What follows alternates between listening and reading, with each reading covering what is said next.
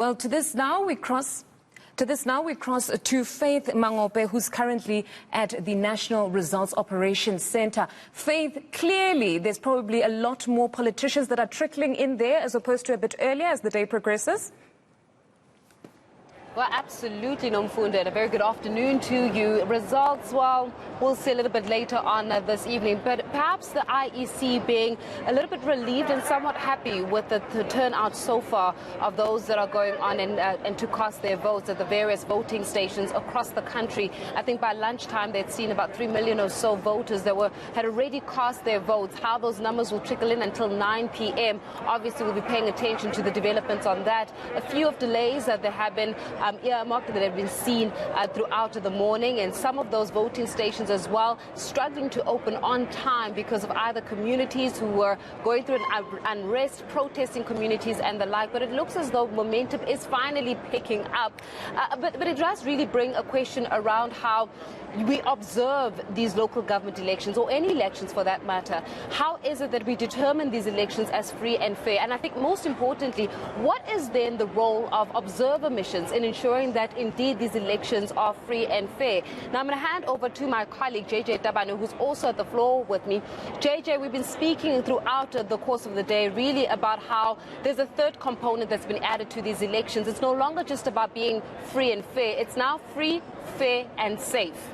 Many people, well, South Africans have been implored to bring their own pens. They've been implored to maintain social distancing as well as COVID-19 protocol. But the question is around all of these various municipalities as well as voting stations, are we seeing those manifest? And perhaps the question to that is, where does the observer mission then come on base to ensure that indeed those components that ensure a free, fair and safe election are actually adhered to? And that's been a struggle continuously, especially with the reports that have been coming out around some of the glitches that have been taking place at the various voting stations. Absolutely. I mean, to keep to COVID protocols on a normal day is difficult, and a lot of people battle with that. I mean, IEC decided just today to say bring your pen. I'm not sure whether they were not aware last week to start that message, because in fact in some voting stations there's a pen in the booth, so you bring your own pen, but decide whether to use it or not when you get to the booth. So I found in my booth that there was a pen there, which I'm sure was touched by all the other people who came before me. So yeah, that's my anecdotal observation. But there are people who have a full-time job as observers, Faith, and I'm standing with one of them, Mopasika, who's going to talk to me about the women election mechanism for peace. Faith, I'm going to talk to her now about it. Tell me, first of all, good afternoon to you. Who gives you the mandate to do what you are doing, and who do you have to report to once that's done? No, indeed. Thank you so much. I mean, this is a collective of effort done by civil society organization in the social justice movement. But at the same time, there's association as well with the IEC, where we engage with the conflict management organizers and officers. And we have been working with them. The training that has happened prior for peace envoys, for peace advocates, peace messengers that are across the country. So our monitoring and observation does engage with the conflict management, because the purpose of the peace mechanism is exactly that. But was there an anticipation that there would be conflict that would require? I mean, this reminds me of 1994, where we knew for sure there was already violence. People were killing each other over the votes. There was a time where the IFP was not even in a race until the last minute. They had to, paste on their ballot strap and what have you. So there was a palpable expectations of conflict. This time around, surely you need a peace mission? Come on, JJ, it's expected. It's a battlefield. In July, we have experienced an unrest in South Africa. That has been continuing.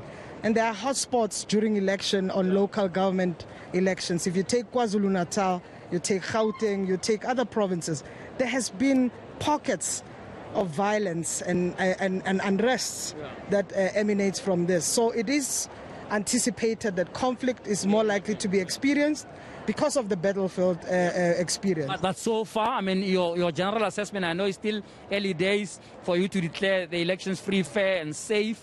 But what are we observing? What would you tell me with 3 hours to go for the calls to close? Well, I think the most important thing is that IEC has put a solid system, electoral system, where you see the peaceful administration that has been going on. Yeah. What is happening, it's happening outside in that space. The threats, the burden that we see, the challenges that people have been experiencing not just on the day, but before, issues of service delivery, issues of intimidation.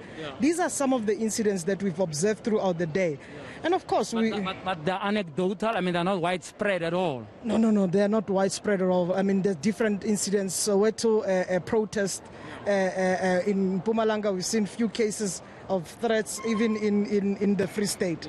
So these are experiences of people, but we cannot tolerate any kind of human rights violation in any kind. And it hasn't been what you can consider human rights violation this time around. There has been incidents. Such as? There has been incidents. If you take, for instance, the voting rights of somebody in terms of secrecy, that has been violated. I mean, if you take incidents of experience by people with disability, there has been some reports that came in. But secondly, even the safety of women who are walking around. We must never ignore the fact that we know that gender-based violence has been an issue. Just by standing even outside, more likely to experience discrimination. This is the fear. These threats, these talks that are happening instill fear, and that's what we don't want to be seeing. We want peace. All right. Keep up the good work, and we hope to talk to you a little later in the week to just give us a sense of whether your overall assessment is that these elections have gone according to plan. Thank you so much, and keep up the good work. Thank you so much, AJ. Okay, Faith, there you are. Yeah. The observers out in the field, making sure that there are no human rights violations, Faith, and to ensure that these elections are free. I was wondering whether there was sort of an anticipation of violence in a widespread case, because as you have seen, the security cluster out in full force, designating some 100 voting stations as hotspots and making sure that no nonsense happens there, Faith. Yeah, absolutely. I mean, it was also seen that when the President Ramaphosa also went to go cast his vote, the police presence, needed to say, was quite heavy. And never mind that, but the security protocol around that was heavy in that regard. It will be interesting just to note as well, just in terms of the safety element of it, what constitutes as safety in a COVID-19 pandemic? Never in our lives, JJ, have we had to contend with the pandemic and voting at the same time. So when we say elections are free and fair, it's one set, right? But when we add in the safety component of it, if we indeed find that these elections were missing the safety component, what are some of those blind spots that we still need to mitigate against? And what is the benchmark really when it comes to safety of the elections and running the elections safe? To have a pen is one thing, but how do you ensure that those protocols are observed throughout, whether from party agents, from the stations, as well as from us as citizens going to cast our votes? Are we taking the responsibility to ensure that those elections are declared free and safe? And I guess that's where the observers get to, for the first time in their lives, they have to contend now with the pandemic and voting. Absolutely. I mean, and because this is a new situation altogether, and in fact, as you would remember, Faith, that we had sort of split opinion about whether this election should carry on.